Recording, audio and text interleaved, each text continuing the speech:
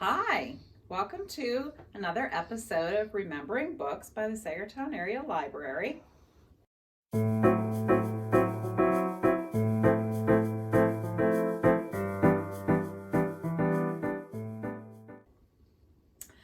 I've chosen a book this time from our short story collection.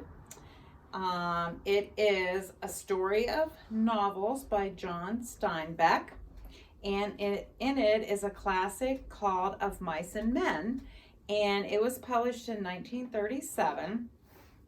It's a story of two displaced migrant ranch workers who move from place to place in California in search of new job opportunities.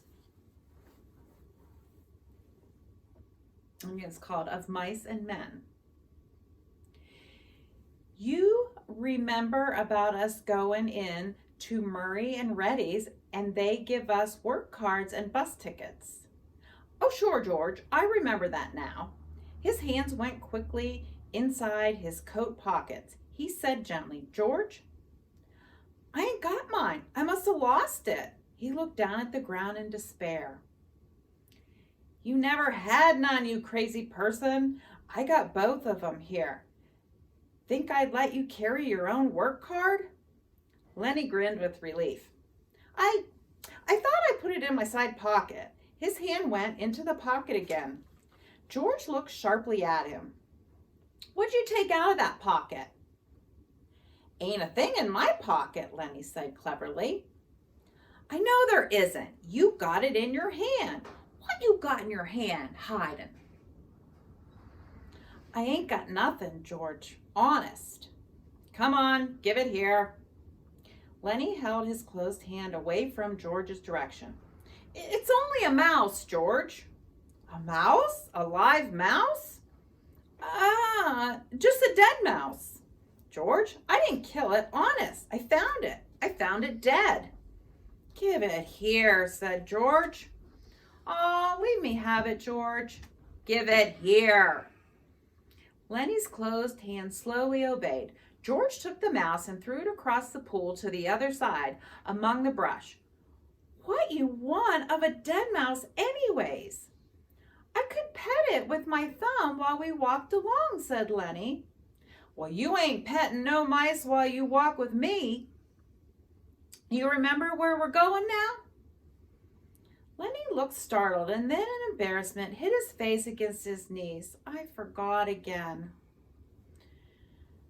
Oh, well, look, we're going to work on a ranch like the one we came from up north. Up north?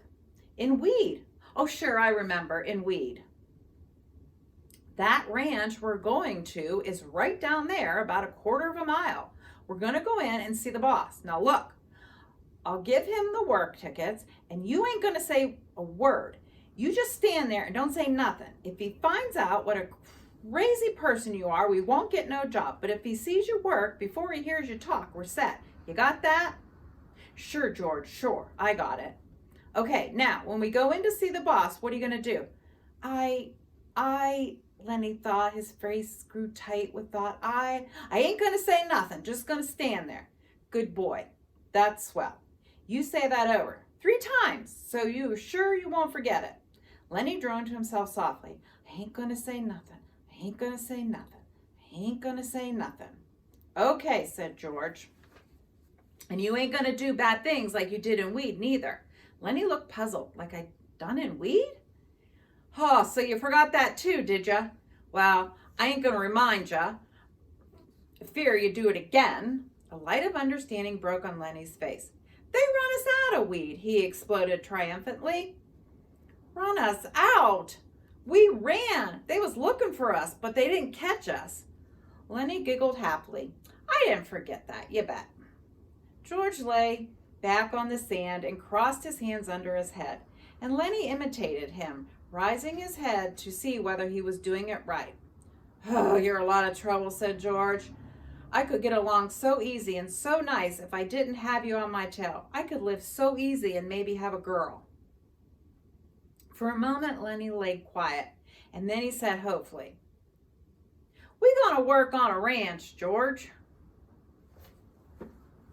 I hope you'd enjoyed that little read there, and I hope you'll add it to, this classic book to your reading list.